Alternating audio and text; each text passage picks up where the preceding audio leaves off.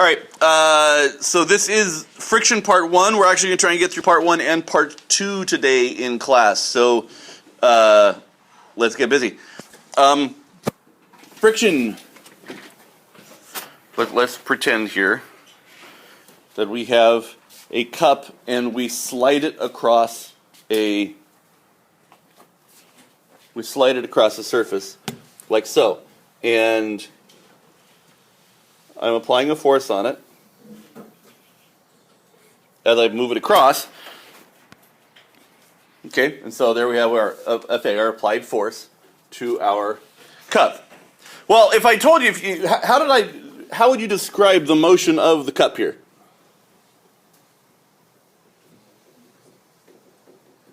How could you describe the motion? Okay, we only have a couple of terms for it, for how something moves. Is it at rest? No. Does it have velocity? Yes. Can you describe the velocity?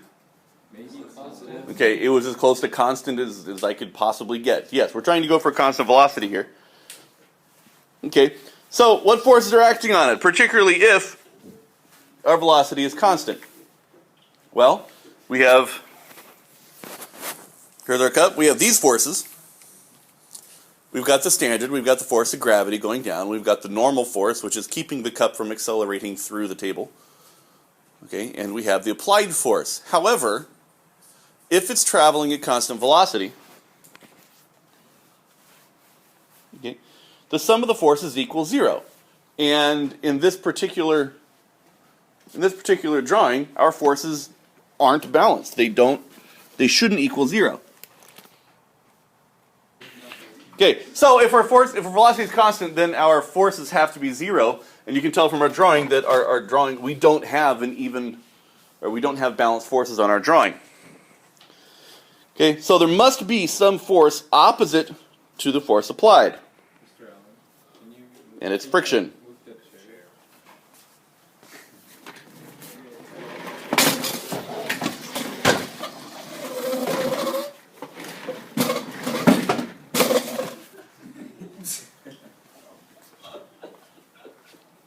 It's friction! Where does this friction come from? What is friction? Friction is the interaction between the cup itself and the surface of the table. Friction itself is actually the interaction between any two surfaces.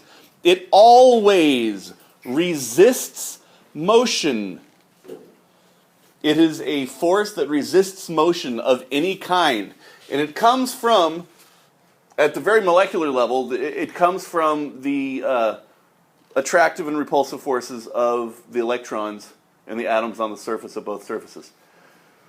And as you move in one direction, okay, friction exerts a motion.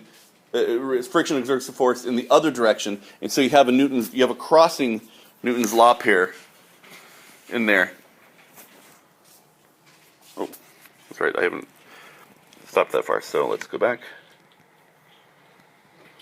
Okay, we draw this with. Go back.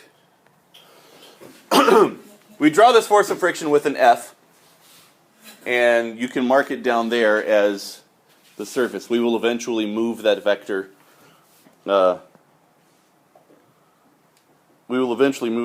Up to here when we are doing our drawings. But for right now, we're marking it on. Come on, stop. But for right now, we're marking it down where it actually interacts with our mug. All right. So this force of friction, we're going to draw our axes here. And if we are moving in the positive x direction, the force would be acting in the negative x direction. So the sum of our forces in the x equals our mass times acceleration x, which means that our force applied plus our friction will equal 0. Okay, and then we also study our y's. Well, we know that our normal force plus our mass times gravity will also equal 0.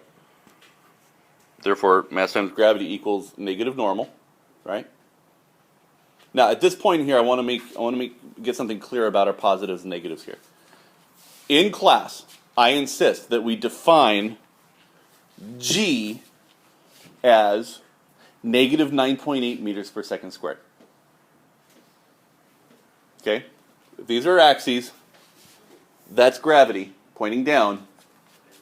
Okay? In order to make this consistent with this, the sum of our forces, make these plus and minus, G is going to be negative 9.8.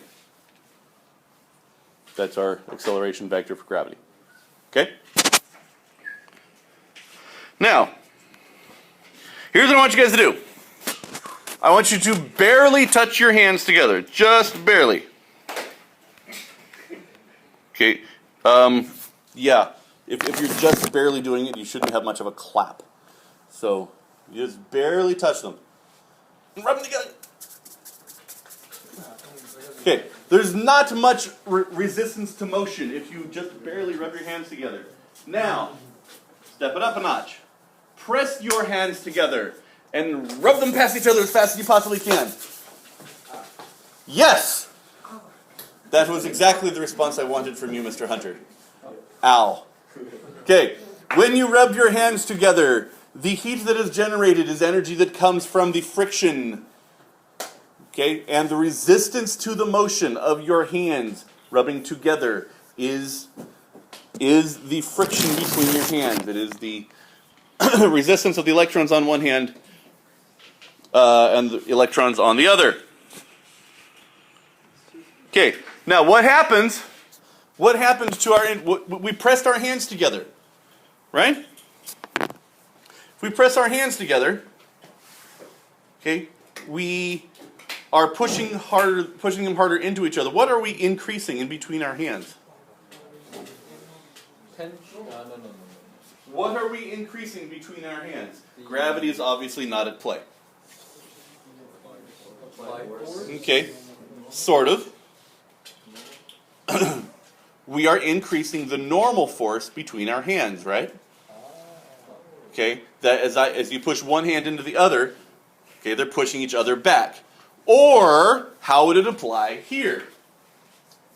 Okay, if my object becomes heavier, or somehow the normal force increases, what happens to our friction?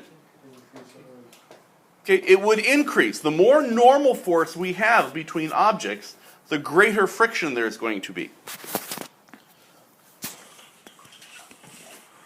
Okay, so force is going to be proportional to our normal force. I'm sorry, our friction is going to be proportional to our normal force. In fact, in general, it goes like this, where we can graph our friction versus our normal force. And we create this line. So as we apply more normal force, is the amount of friction that requires to make it move. All right, so that means our slope, then, we have this constant of proportionality. There's always a constant of proportionality when you have proportional things. Okay, and in this case, this slope is called the coefficient of friction. It is the coefficient of friction. The coefficient of friction is unique between every two surfaces that come in contact with each other. The coefficient between my hands is similar to, but would be different, numerically different, from the coefficient of friction between your hands. Okay? Tires on your car have a different coefficient of friction with the road, depending on the tread pattern and the kind of rubber that's being used and this sort of thing. We get these different coefficients of friction. Okay? It is represented by the Greek letter mu. Okay, which looks like a U. It looks like an M and a U had a child. It's an M, but it's a U with a tail in front. So it looks like it's a mu. Okay, it's an M and a U, kind of all rolled into one. It's the Greek letter mu. Okay. So, friction equals mu normal force, or more appropriately, physics is fun. Get it? See? F-U-N. See? Oh, that's not what I wanted. There we are. Physics is fun.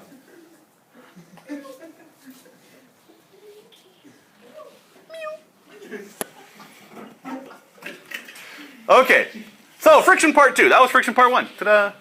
Friction part 2. We're actually going to work some of friction here. So here is our crate. We have a crate on the ground. We're going to be pushing our crate along the ground.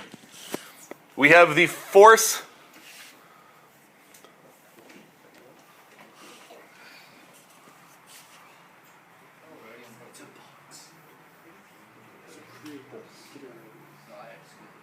Why is that an F?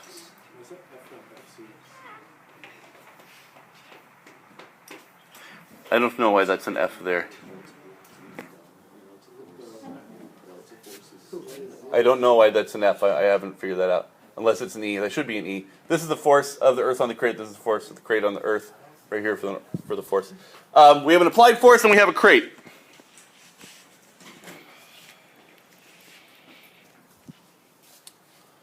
Okay.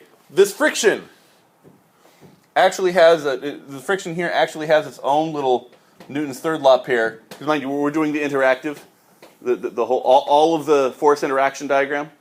Okay, so we have these two forces, the gravity and normal. We have okay, so we've got these two forces. We've got gravity and normal, and I don't like that one. I want still like my hand. There we go. And here we have gravity. Here we have normal. These two, the friction has its own interaction pair with the ground. That if you pull this way, you're actually causing the ground to move with because of that force going the other direction. Okay, but we are going to isolate the forces on the crate. So we have these forces acting on the crate. We have the force applied. We have the normal. We have gravity. And we have friction. And all of these are vectors. Okay, so what are the effects of weight on the crate? If we increase mass times gravity, okay, so if we increase the mass, that increases our weight. If we increase the weight, what has to increase because of the interaction with the floor? The normal force must also increase. So if you will experience this here in just a minute once we finish the lecture. Okay, when you try to push a heavy thing across the floor, okay, the heavier it is, the more difficult it is to push because it has an increased normal force. If the surfaces of interaction are the same, the heavier an object is, the more difficult it is to push across the floor. Okay, F equals mu n, mu times the normal force. Okay, where mu is a function that is specific to the two surfaces involved.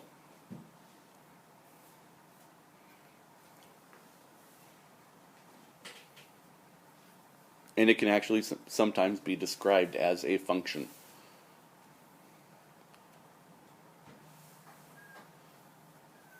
All right. We got this page?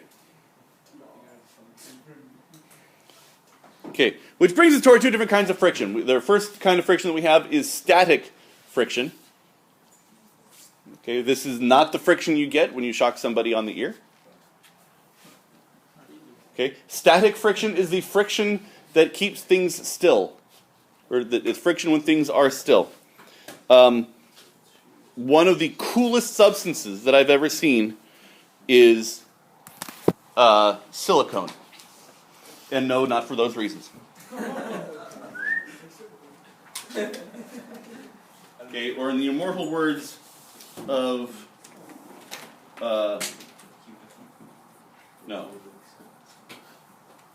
Sir Mix-a-Lot. In the immortal words of Sir Mix-a-Lot, silicone parts were made for toys. So,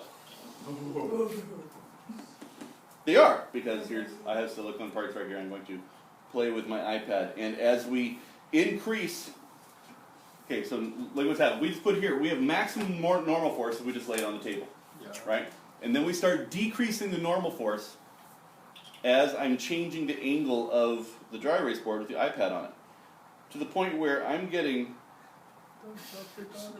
up there, and it's just staying, right? See? Still not sliding. Still not sliding. Okay, what? I want everybody to point in the direction of the normal force. That would be cool. It would start sliding up, like... There's an app for that. So, I can still go pretty well. Let's go like completely. Okay, and this is why I think silicone is one of the most amazing substances, because it has, when it is touching a smooth surface, the coefficient of friction between silicone and that surface is exceedingly high. They just do not want to rub past each other. Now, finally it's starting to slide down a little bit, and we'll explain what's going on there in just a sec. But, okay, the silicone, that's why silicone is just amazing stuff. The coefficient of friction for silicone is huge. But, what was happening, guys, what was happening to the force to the gravitational force component down the ramp as we started tilting it up? Increasing. It was increasing, right? And the normal force at the same time was doing what? Increasing.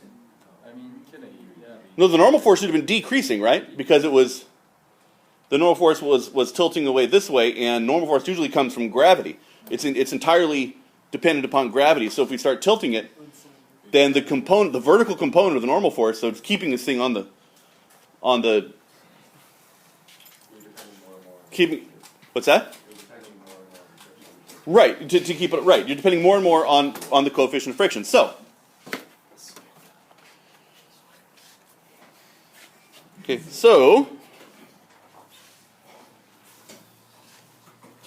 okay, here's my iPad, or my crate, or whatever object. It's on the surface, and we're giving an applied force to the right. Okay, we are also giving all of the other forces.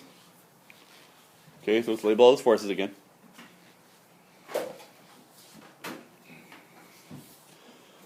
Now, we can increase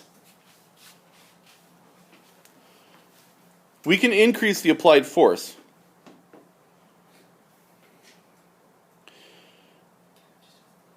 Which will increase the friction until the threshold. There is a moment, and you guys saw it with the iPad on the dry erase board. There was a moment where the iPad started to slide down the board. At that point, we had created an applied force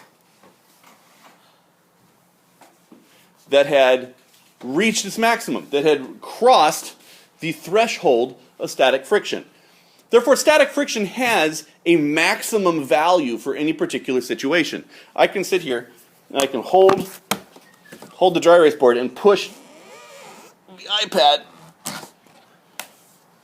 okay, and give it enough force to actually slide the iPad across the dry erase board.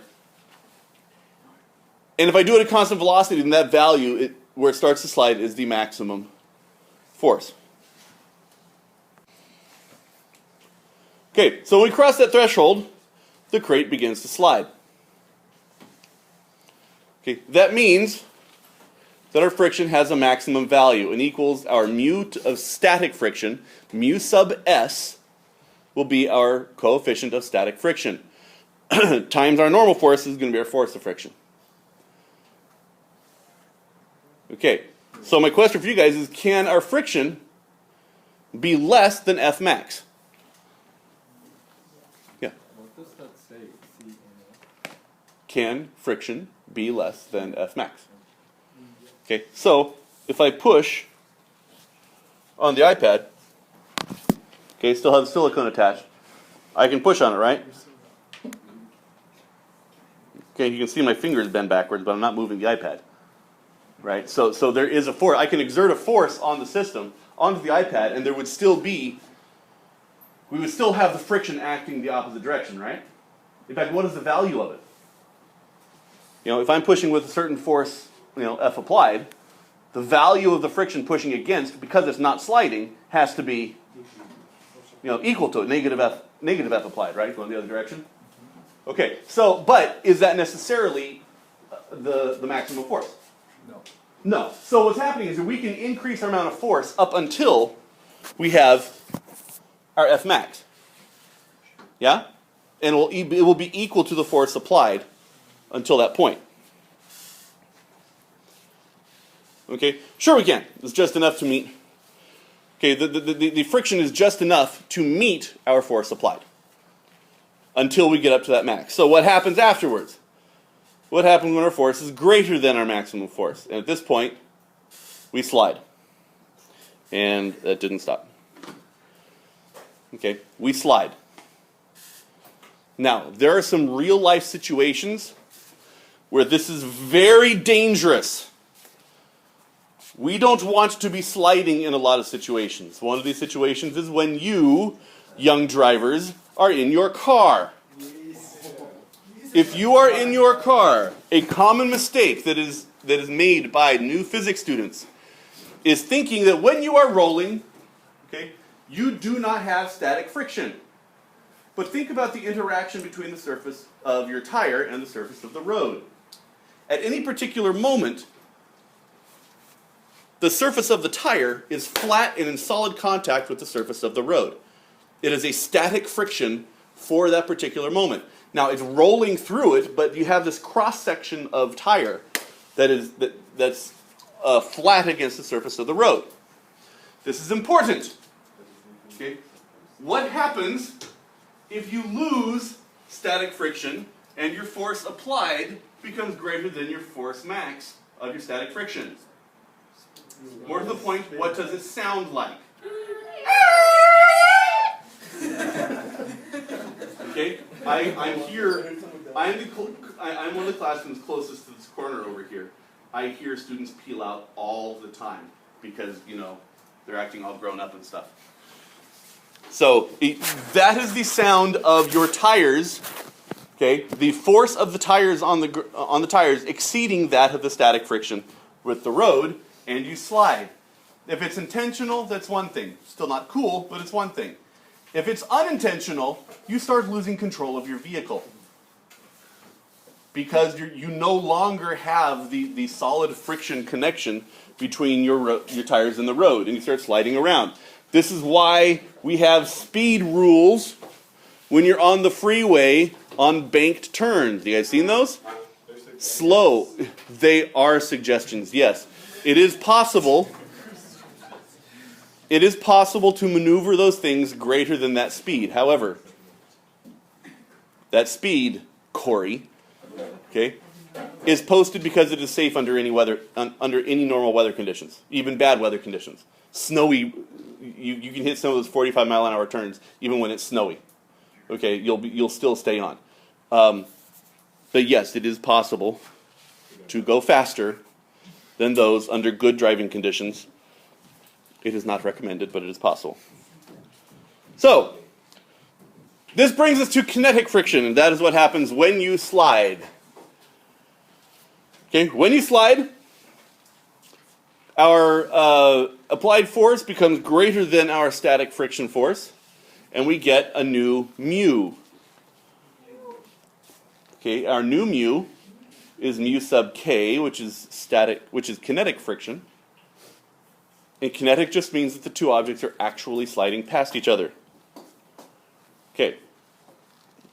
And our mu of static friction is usually larger than our mu of kinetic friction. And we'll show you guys this here in just a minute. We're going to do a mini lab in class. Okay. Now, before we go any further with this, I want to talk about friction rules and this sort of thing. These are rules. Okay? They're not physical laws. These sometimes have exceptions to them. Okay? There is never an exception to F equals ma. Ever. Force is defined as the mass times the acceleration of that mass. Okay, friction rules are, well, they're rules. Okay, the rules of thumb. Okay, if there are exceptions to them, and it's not like force equals ma or Newton's third law. Okay, those always work. Those are laws. You can't break the law. Friction, you can tweak a little bit. Friction equations usually work. Okay, and it's often enough to use nearly all the time, but there are some exceptions.